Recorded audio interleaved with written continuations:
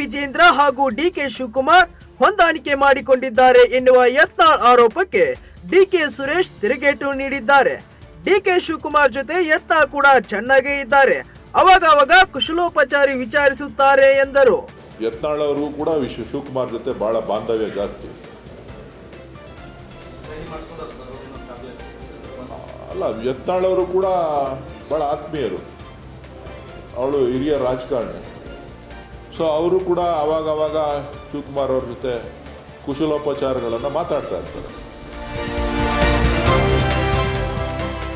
ಒಕ್ಕಲಿಗ ಮಠದ ಚಂದ್ರಶೇಖರನಾಥ್ ಶ್ರೀಗಳ ಮೇಲಿನ ಕೇಸ್ಗೆ ಮಾತನಾಡಿದ ಬಿಜೆಪಿ ರಾಜ್ಯಾಧ್ಯಕ್ಷ ವಿಜೇಂದ್ರ ಸರ್ಕಾರದ ವಿರುದ್ಧ ಹರಿಹಾಯ್ದರು. ಶ್ರೀಗಳು ಈಗಾಗಲೇ ಕ್ಷಮೆ ಕೇಳಿದ್ದಾರೆ.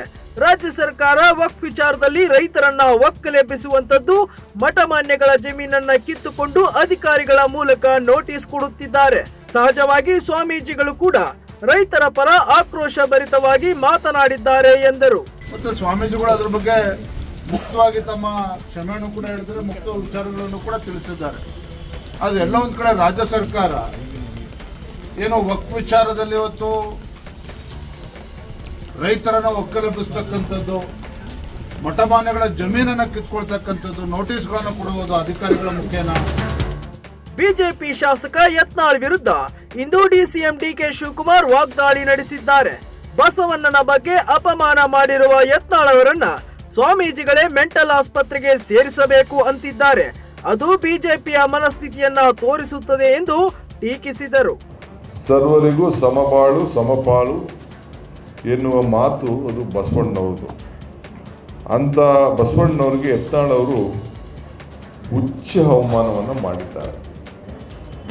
ಅವ್ರಿಗೆ ಮೆಂಟಲ್ ಹಾಸ್ಪಿಟ್ಲಿಗೆ ಸೇರಿಸಬೇಕು ಅಂತ ಹೇಳಿ ಈಗಾಗಲೇ ಅನೇಕ ಸ್ವಾಮೀಜಿಗಳು ಎಲ್ಲ ಮಾತಾಡಿದ್ದಾರೆ. ನಾನು ಆ ಮುತ್ತು ರತ್ನ ಬಿಜೆಪಿಯ ಮುತ್ತು ರತ್ನವನ್ನು ಬಿಜೆಪಿಯವರೇ ಇಟ್ಕೊಂಡಿರಲಿ, ಅವ್ರಿಗೇನು ಮಾಡಬಾರ್ದು. ನಾನು ಮನವಿ ಮಾಡ್ತಾ ಇದ್ದೇನೆ, ಅವ್ರು ಹಂಗೆ ಇಟ್ಕೊಂಡಿರಲಿ. ಅವರು ಬಸವಣ್ಣವರ ವ್ಯಕ್ತಿಗೆ ಮಸಿ ಬಳ್ತಾ ಇರೋದು ಯತ್ನಾಳಲ್ಲ, ಇಡೀ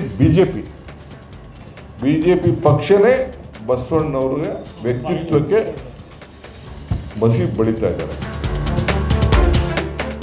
ಕಳೆದ ಕೆಲ ತಿಂಗಳಿನಿಂದ ಇಡೀ ದೇಶಾದ್ಯಂತ ವಕ್ಫ್ ಎಂಬ ಬೆಂಕಿ ಚೆಂಡು ಪುಟ್ಟಿದ್ದು ರಾಜಕೀಯ ವಾಕ್ಸಮರಕ್ಕೆ ಸಾಕ್ಷಿಯಾಗಿದೆ.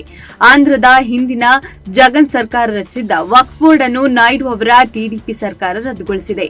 ಆಡಳಿತ ಮತ್ತು ವಕ್ಫ್ ಆಸ್ತಿಗಳ ರಕ್ಷಣೆಗಾಗಿ ಮತ್ತು ಅನೇಕ ಕೋರ್ಟ್ ಕೇಸ್ಗಳಿಂದಾಗಿ ವಕ್ಫ್ ಅಧ್ಯಕ್ಷರು ಕೂಡ ನೇಮಕವಾಗಿರಲಿಲ್ಲ. ಸುಮಾರು 1.5 ವರ್ಷದಿಂದ ವಕ್ಫ್ ಬೋರ್ಡ್ ಇದ್ದು ಇಲ್ಲದಂತಿದ್ದ ಕಾರಣ ಈ ಕ್ರಮ ಎಂದು ಆಂಧ್ರ ಸರ್ಕಾರ ಹೇಳಿದೆ. ಭಾನುವಾರ ಮುಕ್ತಾಯ ಕಂಡಿದ್ದ ಇಂಗ್ಲೆಂಡ್ ವಿರುದ್ಧದ ಮೊದಲ ಟೆಸ್ಟ್ ಪಂದ್ಯದಲ್ಲಿ ಆತಿಥೇಯ ನ್ಯೂಜಿಲೆಂಡ್ ತಂಡ ಸೋಲು ಕಂಡಿತು.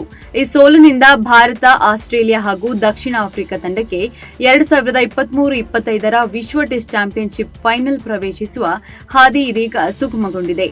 ಭಾರತ ತಂಡಕ್ಕೆ ಉಳಿದಿರುವುದು ಆಸ್ಟ್ರೇಲಿಯಾ ವಿರುದ್ಧದ 4 ಪಂದ್ಯಗಳು ಮಾತ್ರ. ಈ ಪೈಕಿ 2ರಲ್ಲಿ ಗೆದ್ದು 1 ಪಂದ್ಯ ಡ್ರಾ ಮಾಡಿಕೊಂಡರೂ ಭಾರತ ನೇರವಾಗಿ ಫೈನಲ್ ಪ್ರವೇಶಿಸುತ್ತದೆ. 2040ರಲ್ಲಿ ಎದುರಾಗಲಿರುವ ಸಮಸ್ಯೆಗಳನ್ನು ಹೊತ್ತು ತರುತ್ತಿದ್ದಾರೆ ರಿಯಲ್ ಸ್ಟಾರ್ ಉಪೇಂದ್ರ. ಯುಎ ಸಿನಿಮಾದ ಟ್ರೇಲರ್ ಇಂದು ಬಿಡುಗಡೆಯಾಗಿ 5 ಭಾಷೆಗಳಲ್ಲಿ ಸಖತ್ ಸೌಂಡ್ ಮಾಡುತ್ತಿದ್ದು ಫ್ಯಾನ್ಸ್ ಫುಲ್ ಫಿದಾ ಆಗಿದ್ದಾರೆ. ಜಾತಿ ವ್ಯವಸ್ಥೆ ಸೇರಿದಂತೆ ಸಮಾಜದ ಅನೇಕ ಪಿಡುಗುಗಳ ಮೇಲೆ ಬೆಳಕು ಚೆಲ್ಲಿರುವ ರಿಯಲ್ ಸ್ಟಾರ್ ಯುಎ ಚಿತ್ರದ ಮೂಲಕ ಮಹತ್ತರವಾದ ಸಂದೇಶವನ್ನು ನೀಡಲಿದ್ದಾರೆ. ಧಿಕ್ಕಾರಕ್ಕಿಂತ ಅಧಿಕಾರಕ್ಕೆ ಬೆಲೆ ಜಾಸ್ತಿ ಎಂದು ಹೇಳುವ ಮೂಲಕ ರಿಯಲ್ ಸ್ಟಾರ್ ಮತ್ತೆ ರಾಜಕೀಯ ಆಯಾಮವನ್ನ ತೆರೆದಿಟ್ಟಿದ್ದಾರೆ. ಒಟ್ಟಿನಲ್ಲಿ ಇಂದು ರಿಲೀಸ್ ಆಗಿರುವ ಟ್ರೇಲರ್ ನೋಡಿ ಸಿನಿಮಾ ನೋಡಬೇಕೆನ್ನುವ ಕುತೂಹಲ ಇನ್ನಷ್ಟು ಹೆಚ್ಚಾಗಿರುವುದಂತೂ ನಿಜ.